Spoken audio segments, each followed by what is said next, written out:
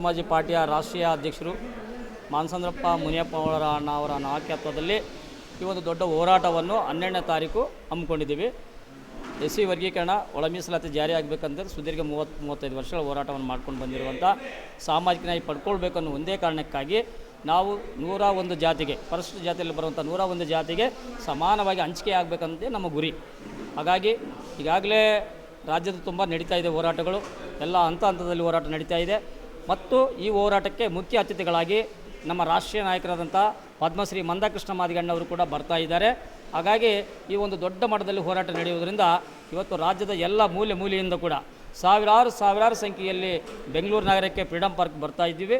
ಮತ್ತು 12ನೇ ತಾರೀಕು ಏನಾದರೂ ಕ್ಯಾಬಿನೆಟ್ ಇದೆ, ಕ್ಯಾಬಿನೆಟ್ ತೊಗೊಂಡು ಏನಾದರೂ ನಮ್ಮ ಪರವಾಗಿ ಬಂದರೆ ನಾವು ಅದನ್ನು ಸ್ವಾಗತ ಮಾಡ್ತೀವಿ.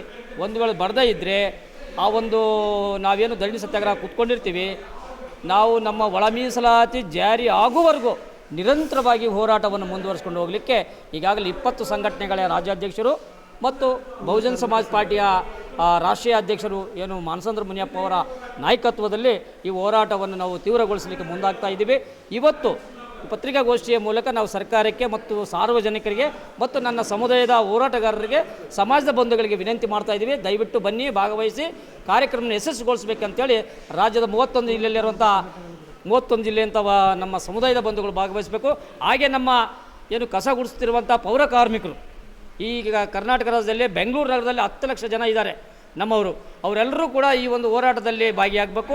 ಯಾಕಂತಂದರೆ ನಿಮ್ಮ ಮಕ್ಕಳಿಗೆ ಉದ್ಯೋಗಗಳು ಸಿಗುವಂಥ ಈ ಒಂದು ಸನ್ನಿವೇಶದಲ್ಲಿ ಈಗಾಗಲೇ ಸರ್ಕಾರ ಅರಾತುರಿಯಲ್ಲಿ 56,342 ಹುದ್ದೆಗಳನ್ನು ತುಂಬಲಿಕ್ಕೆ ಮುಂದಾಗಿದ್ದಾರೆ.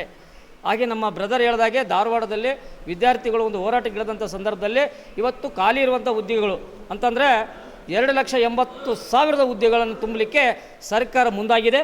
ಹಾಗಾಗಿ ಒಳ ಮೀಸಲಾತಿ ಜಾರಿ ಆದ ನಂತರನೇ ಈ ಉದ್ಯೋಗಗಳನ್ನು ತುಂಬಬೇಕಂತೇಳಿ ನಮ್ಮ ಡಿಮ್ಯಾಂಡು. ಒಂದು ವೇಳೆ ಸಿದ್ದರಾಮಯ್ಯ ಅವರು ನಮ್ಮ ಬೇಡಿಕೆಗೆ ಸ್ಪಂದಿಸದಿದ್ದರೆ ಅಥವಾ ಮಲತಾಯಿ ಧೋರಣೆ ತೋರಿಸಿದರೆ ಮುಂದೆ ಆಗುವಂಥ ಅನಾಹುತಗಳು ಅವರೇ ಕಾರಣ ಆಗ್ತಾರೆ.